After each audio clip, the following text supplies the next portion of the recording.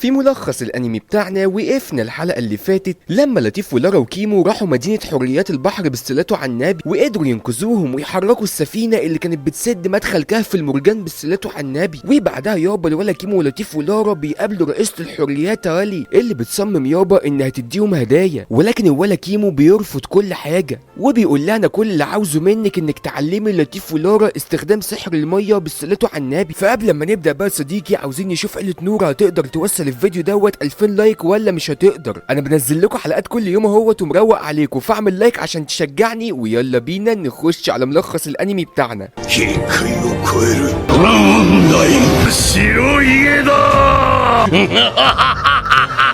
ライオン神のエスカノール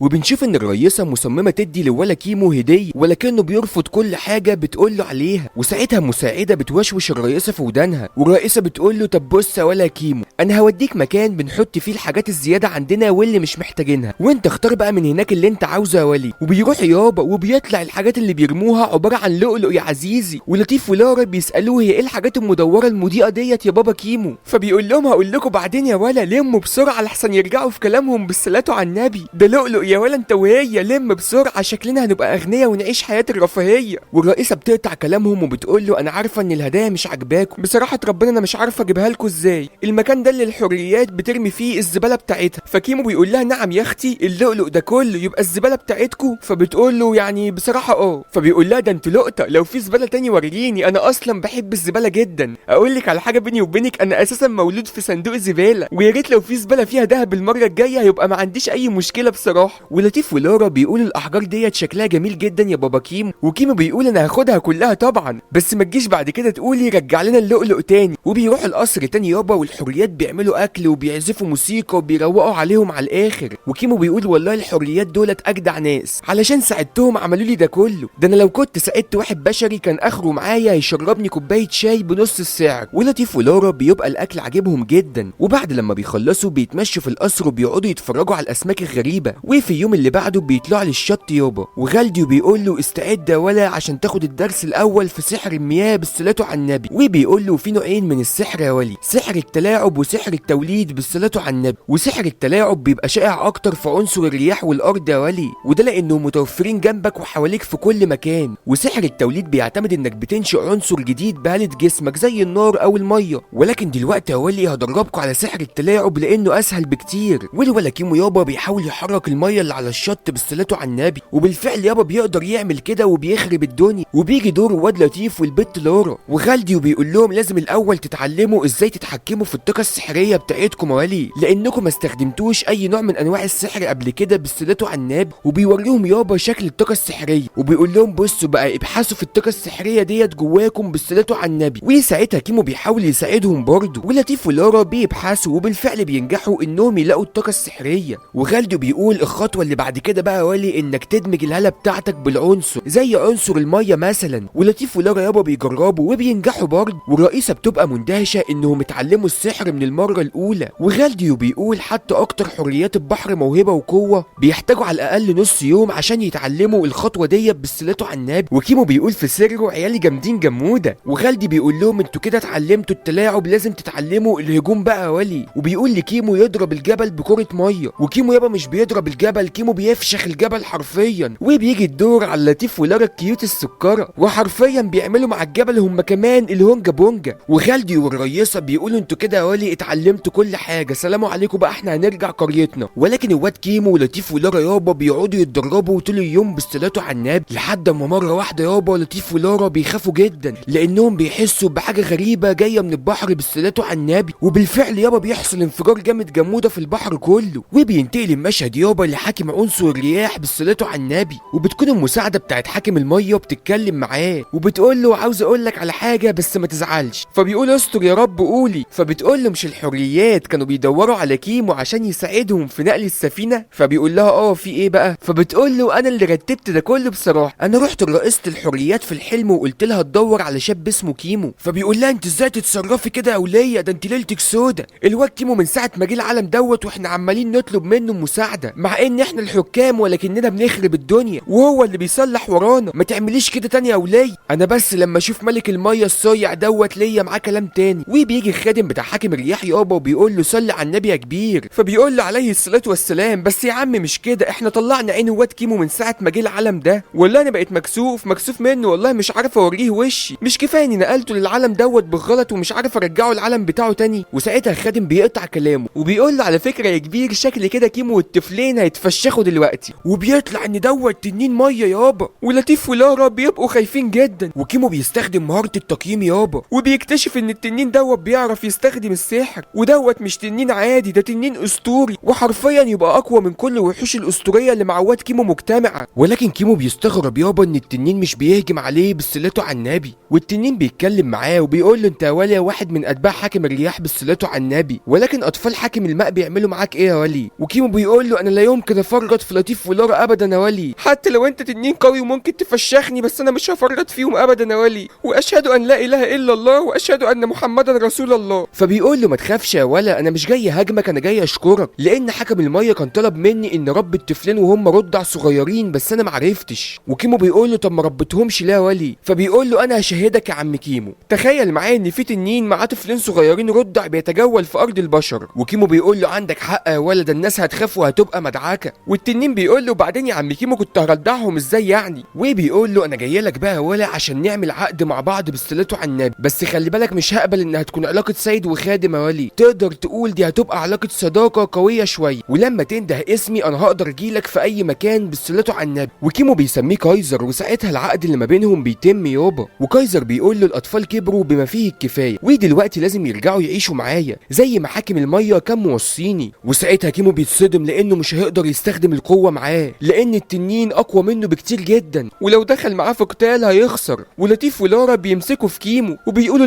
لا احنا مش هنسيب بابا كيمو ابدا، احنا مش هنروح معاك في اي حته. والتنين بيسالهم يعني انتوا بتحبوه عايزين تفضلوا معاه؟ فبيقولوا واحنا مش هنفترق ابدا احنا وبابا كيمو مهما حصل. والتنين بيقول له واضح يا ولا انك نجحت في الاختبار، انا مش هاخد الاطفال منك ما تخافش يا ولي، انا بس كنت بشوف انت تستحق ثقتي فيك وبتعامل الاطفال حلو ولا لا يا ولي. عموما يا ولا خد دي، طول ما هي معاك انا هقدر اعرف مكانك مهما كنت، ودي بتبقى عباره عن درع من دروع التنين يا عزيزي. والتنين بيقول له انا مش متخصص في تربيه الاطفال يا ولي، ولكن لو احتجت اي حاجه في العالم دوت قول لي، انا عشت 900 سنه فانا عندي معرفه كبيره واقدر افيدك بيها يا ولي. والتنين بيقول لهم تعالوا على ظهري يا ولا هرجعكم لمدينه الحريات تاني. وساعتها لطيف ولارا بيفرحوا جدا لانهم اول مره يجربوا شعور السباحه بتنين في الميه. وكيمو بيفتكر لما التنين قال له انه اقوى منه وهيقدر يحمي لطيف ولارا، فبيحضنهم وبيقسم انه هيحميهم مهما حصل. وبيوصلوا يابا ولطيف ولارا بيسلموا على التنين وبيسيبهم وبيمشي. وساعتها كيمو بيفكر في ان التنين لو كان عاوز ياخد لطيف ولارا بجد ما كانش هيقدر يحميهم، فبيقول انتوا متاكدين ان انتوا عايزين تفضلوا معايا وما تروحوش مع التنين يا ولاد؟ ولطيف ولارا بيفهموا انه متضايق جدا، فبيقولوا له احنا يا بابا هنفضل معاك مهما حصل وهنواجه كل الوحوش سوا ونفشخهم ونعمل معاهم الهونجا بونجا. وبيخشوا القصر الازرق يابا، والرئيسه بتقول لهم منورين ولا انت وهو، بس انتوا وصلتوا بسرعه كده ازاي بالصلاه على النبي؟ فلطيف ولارا بيقولوا لها احنا كايزر وصلنا. فكيمو بيغلوش على الكلام وبيقول